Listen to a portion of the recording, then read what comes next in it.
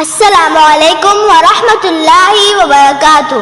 نحمدہ ونصلی علی رسولہ الکریم۔ آج میرا عنوان ہے حجاب کی اہمیت۔ معزز سامعین، حجاب کے معنی پردہ کرنے کے ہیں۔ حجاب سے مراد یہ ہے کہ عورت اپنے مکمل جسم کو ڈھانپے نہ اور نامحرم کے سامنے بے پردہ ہو کر نہ جائے، لیکن یہ بات کہی جاتی ہے کہ حیا نظروں میں ہونی چاہیے، جبکہ ایسے لوگوں سے پوچھنا چاہیے کہ پھر قرآن میں اللہ پاک نے نبی صلی اللہ علیہ وسلم اور مسلمانوں کو مخاطب کر کے ان کی عورتوں سے پردہ کروانے کا حکم کیوں دیا؟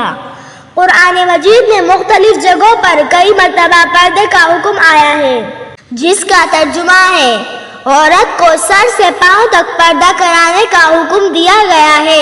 حضور پاک صلی اللہ علیہ وسلم کا ارشاد ہے، حیا ایمان کا حصہ ہے۔ ایک اور جگہ میں ارشاد ہے کہ عورت پردے میں رہنے کی چیز ہے، کیونکہ جب عورت باہر نکلتی ہے تو شیطان اسے تلاش کرتا ہے۔ کسی اللہ والا نے کہا ہے کہ اے عورتوں، اپنے حجاب پر ناز کرو، کیونکہ کتابیں تو بہت ہیں مگر غلاف صرف قرآن پر ہوتا ہے۔ حضرت خدیجہ رضی اللہ تعالیٰ عنہا نے فرمایا، عورت کے لیے بہترین زیور پردہ ہے، اور پردہ دار عورت جنت میں میری بیٹی حضرت فاطمہ رضی اللہ تعالیٰ عنہ کے ساتھ ہوگی۔ اللہ سے دعا ہے کہ اللہ پاک ہمیں صحیح معنوں میں اسلام کے مطابق زندگی گزارنے کی توفیق دے، آمین۔ وما علینا الا البلاغ۔